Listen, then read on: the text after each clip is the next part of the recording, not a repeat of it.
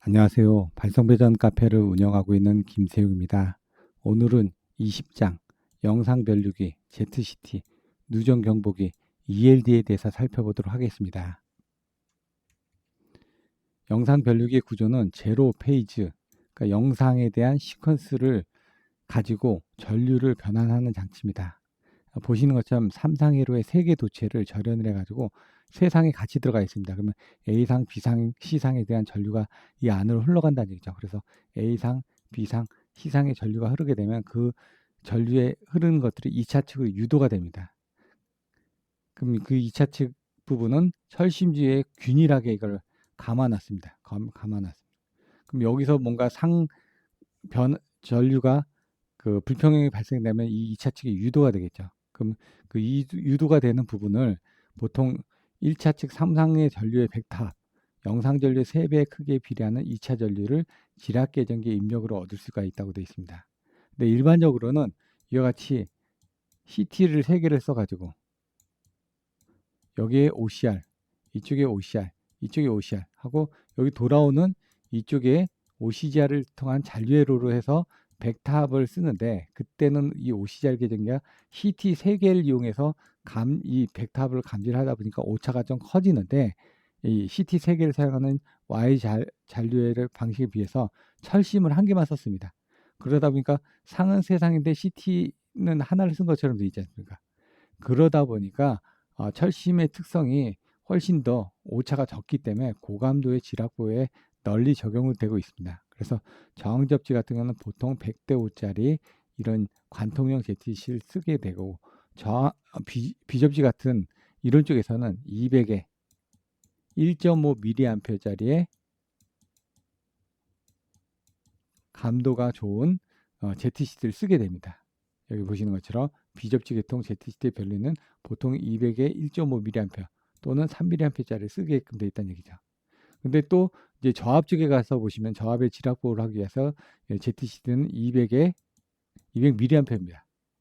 근데 2차 측은 100mV를 해서 전압으로 출력이 되도록 되어 있습니다. 이런 것들이 좀 틀려지는 부분이 있습니다. 그러면 대칭제표법에 의해서 아까처럼 A상, B상, C상의 전류는 이와 같이 구분이 되게끔 되어 있습니다. 정상분에 대한 부분. 그래서 여기 보시는 것처럼 얘는 1, 요거는 이제 요게 A, 요게 A 자승. 그 저기 보시는 것처럼 얘가 A상이라고 그러면은 얘가 B상, 얘가 C상이죠. 이렇게 상해진이 두니까. 그래서 근데 이제 그 보시는 것처럼 백탑이 이쪽으로 들어왔으니까 백탑 산지 A고 이쪽으로 한 번 더 들어왔으니까 A입니다. 그러면 요 1 플러스 얘가 1이고 요게 A고 요게 A 자승인데 그럼 백탑이 얘가 얘하고 같기 때문에 1 플러스 A 자승 0이라는 얘기죠. 여기 보시는 것처럼 여기는 1 플러스 A 자승 부분이 이렇게 나오죠. I1 부분은. 여기도 I2 부분도 1 플러스 A 자승이 나오니까 여기도 0이라는 얘기입니다. 그럼 여기도 0, 여기도 0. 그럼 A상, B상, C상을 다 더하면은 여기는 3개의 I0밖에 안 나온다는 얘기입니다. 그래서 여기 부분은 없어지고 여기 부분도 없어지니까 이 3개의 I0만 나오니까 그래서 IG, 지락전류가 돼서 나타나는 불평형 전류는 3I0라고 되어 있습니다. 근데 지락이 발생하지 않으면 불평형 전류가 없으니까 IG는 0이라는 얘기입니다. 철심 내 자석 역시. 근데 지락 시에는 불평이 생겨서 3I0가 나타나는데 그 3I0를 받아들여 가지고 저희들이 계산을 하도록 되어 있습니다. 근데 이제 그 아까 얘기했던 이 ZCT에 여기 2차 측의 임피던스가 많으면은 회로가 많아지니까 그때는 감도가 높습니다. 그래서 H극 같은 경우는 여자 임피던스가 40옴 이상이다 보니까 많이 감겨져 있고 L극 같은 경우는 15옴이다 보니까 좀 적게 감겨져 있습니다. 그래서 우리나라는 대부분 L급이 생산되고 있다 보니까 영상 2차 전류는 좀 오차가 커서 1에서 2.0mA고 40옴 이상의 지금 감도를 가지도록 임피던스가 감겨져 있는 것들은 좀 감도가 조금 더 이거보다는 정밀해서 1.2에서 1.8mA까지 받아들여주고 있다는 얘기입니다. 그 전격 과전류 정수는 이 1차 측에 포화되는 부분 얘기입니다. 포화. 그래서 보는 것처럼 N은 100배라는 거는 이게 200mA죠. 200mA 1.5mA라고 말씀드렸습니다. 그럼 200mA 100배입니다. 그럼 0.2A 100배면은 이거 곱하기 100 하면 얼마죠? 20A입니다. 그러니까 20A 이상이 되면 포화가 된다는 얘기입니다. ZCT가. 그럼 평상시 때는 이 부분이 안 흐르는데 아까처럼 지락이 발생하거나 아니면 충전 전류가 흐르거나 했을 때는 이 전류가 흐르는데 그 전류 부분에 대해서도 비접지 계통에서 발생할 수 있는 최대 일선 지락 전류는 380mA밖에 안 됩니다. 0.38A. 거기에 플러스 충전 전류 킬로미터당 한 1A 정도가 되게 되더라도 수am페 정도밖에 되지 않기 때문에 이 ZCT 1차 측은 포화가 되지 않는다는 얘기입니다. 하지만 제가 예전에 시험을 할 때 보니까 모터가 용량이 큰 게 있습니다.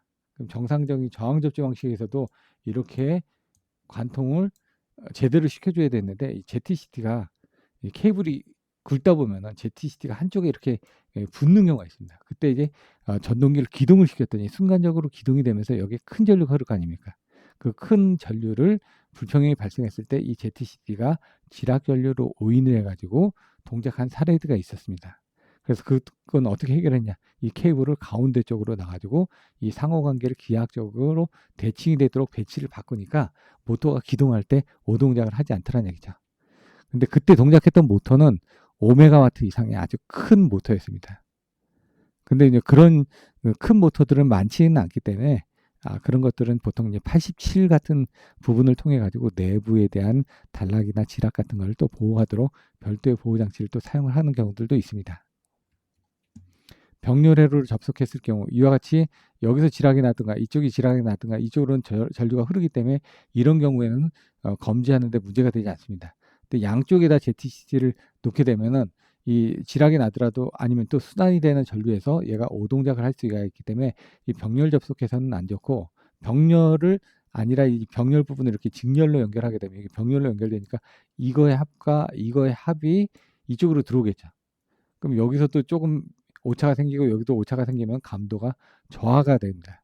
그래서 이렇게 쓰는 경우도 있습니다. 있기는. 근데 이런 것들은 감도가 저하기 때문에 사용을 권장하지는 않습니다. 그 양선로 간에 전류가 불평형이 발생하면 상시 순환 전류가 흘려서 ZCT가 오동작하기 때문에 병렬로 해서 따로따로 쓰는 것도 권장하지 않습니다. 이제 ZCT가 전류를 검지하는 방법에 대해서 설명을 드릴 텐데요. 여기 R상, S상, T상 있으면 여기 실드가 있습니다. 이렇게 실드가.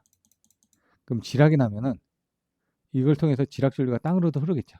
그럼 여기 지락 전류가 이렇게 흐릅니다. 그럼 실드가 있기 때문에 실드로도 올라가서 지락 전류가 흘러갑니다. 근데 ZCT는 여기 있죠. 그러면은 밑으로 내려온 전류하고 위로 올라간 전류가 합계 전류가 들어오다 보니까 ZCT는 지락 전류를 검출하지 못합니다. 그래서 이런 경우는 이 실드 접지를 한 접지선을 여기에다 관통을 해줘야지만 내려온 거, 올라온 거, 다시 내려온 거에서 이 두 개가 합쳐지더라도 이 접지선에서 흐르는 전류를 이 ZCT에서 감지를 할 수 있기 때문에 전원 측은 항상 이렇게 실드 접지한 접지선을 전원 측은 관통을 시켜서 접지를 하도록 되어 있고 부하 측에 있어서는 관통을 하지 않도록 이렇게 내용이 나와 있는데 바로 그 부분은 이 실드 접지선을 통해서 지락 전류가 흘러가면서 이 ZCT에서 검지를 할 때 오동작이 일어나기 때문에 이런 부분을 하도록 되어 있습니다. ZCT 2차 측에 단자가 나와 있습니다. 그래서 이 단자를 통해서 가져갔는데 이와 같이 관통을 시켜주게 되면은 여기서 흐르는 부분에 대한 것들 2차 측으로 해서 전류가 흐르거나 전압이 흐르게끔 되어 있습니다. 근데 저압 같은 경우는 여기가 100mV 볼트로 흐르도록 되어 있고 명판을 보시면 되고 실제로 측정해 보면은 1차 측의 전류 200mA 흘러졌을 때 2차 측은 100mV 볼트가 흐르는 걸 직접 측정해서 확인한 동영상들도 있으니까 그 부분을 참조하시면 되고 이 ELD 부분은 감도 전류가 0.2, 0.5, 1.0 등이 있었는데 얘는 테스트를 해보니까 오차가 한 60% 정도 됩니다. 그래서 0.2A 같은 경우 60%인 0.12A까지는 동작하지 않고 60% 이상이 되게 되면 동작을 하도록 되어 있었습니다. 그래서 이것들도 동영상으로 촬영을 해서 올려놨기 때문에 그 부분을 참조하시면 될 것 같습니다. 요거는 이제 저압에 쓰는 ZCT입니다. 보시는 것처럼 여기 전격 전류는 600A 그리고 1차 측 출력 전압은 200mA인데 그때 2차 측으로는 100mV가 흐른다고 되어 있습니다. 그래서 200mA가 흘렀을 때, 그러니까 여기는 이거죠. 600A가 흘러가지만 여기에 2차 측에 걸려 있는 이 전류 부분은 200mA라는 얘기입니다. 그 200mA가 여기 흘렀을 때 여기 아까 단자대 있죠. 요 단자대는 전압이 나옵니다. 그러면 어떻게 되냐? 여기다 저항을 달아놨습니다. 내부에 보시면 저항이 달려가지고 전류가 흐르는 이쪽에 저항이 달려 있어서 여기서는 전압이 나오도록 되어 있습니다. 근데 그 전압이 어디에서 나오느냐? 저항을 여기다 달았느냐 아니면 저 ELD 내부에다 달았느냐에 따라서 이 전압이 걸려지는 게 틀려집니다. 같은 원리긴 한데 ELD 안쪽에다 저항을 달아가지고 이쪽으로는 전류만 흐르게끔 그리고 여기는 전압이 걸리게끔 이렇게 돼 있습니다. 그래서 여기에 저항이 걸려있기 때문에 여기서부터는 전압이 측정이 되는 거고요. 보시는 것처럼 ELD 부분도 이제 이걸 눌러주게 되면 회로가 변화가 됩니다. 1번부터 여기는 6번까지밖에 없는데 6회로짜리가 있고 10회로짜리가 있고 16회로짜리가 있습니다. 여기 GD6이니까 6회로입니다. 그리고 나서 이제 시험 버튼 누르면 도통이 되면서 불이 들어오면서 그때 알람이 울리겠죠. 그래서 이 부저를 오는 상태에서는 1번 회로에서 시험 버튼 누르면은 그 부저가 울릴 거고 2번 버튼에서 시험 회로를 누르면은 또 부저가 울릴 겁니다. 근데 부저는 오픈을 해 놓으셔도 되고 그다음 자동으로 하게 되면은 이제 자동적으로 지랑이 났을 때만 흐르고 그 자동적으로 복귀를 하도록 되어 있습니다. 근데 지속을 하게 되면 계속 이 부분이 계속 알람이 울리겠죠. 그리고 복귀 버튼 누르기 전까지는 얘는 리셋하기 전까지는 계속 지속이 되는 겁니다. 자동은 자동으로 리셋이 되는 거고. 그리고 요거는 감도 전류를 변화하는 부분입니다. 그래서 아까 보셨던 ZCT 2차 측의 전류가 여기 전압이 걸려서 이쪽에 전압이 들어오고 이 전압이 들어온 걸 가지고 다시 내부에서 필요한 부분을 앞에서 전류로서 표기를 바꿔주게끔 되어 있습니다. 그럼 ELR 같은 건 뭐냐? 누전 경복인데 트림 릴레이가 이쪽에 접혀져 있는 겁니다. 이쪽에 전압이 나오는 겁니다. 전압으로 받아들여 가지고 출력도 전압으로 나오게 되면 여기 걸려있는 전압이 MC10이나 ELB에 보시는 것처럼 오른쪽에 보통 이 션트 코일을 집어넣거든요. 션트 코일의 전압이 걸리게 되면은 차단기를 MC11 트립을 할 수 있도록 되어 있습니다. 그래서 여기서 나온 부분을 션트 쪽에다 걸어주는 부분을 ELR로 해가지고 보실 수가 있습니다. 이상으로 해가지고 간단하게 ZCT하고 ELD에 관련된 동영상 주소를 안내를 드렸고요. 그 다음에 전면 동작 상태 그리고 각각의 아까 보셨던 것처럼 200mA가 흘렀을 때 2차 측은 100mV가 흐르는 부분들 그리고 ZCT의 감도 전류에 따라서 ELD 앞에 보시면 0.2A 세팅을 하게 되면 60% 정도의 오차 부분이 있어서 0.12A 이상이 흐르게 되면은 누전 경보기가 동작하는 것들을 동영상으로 또 촬영해서 업로드를 해놨으니까 그 부분을 참조하시면 될 것 같습니다. 이상으로 간단하게 ZCT와 ELD에서 살펴보았습니다. 감사합니다.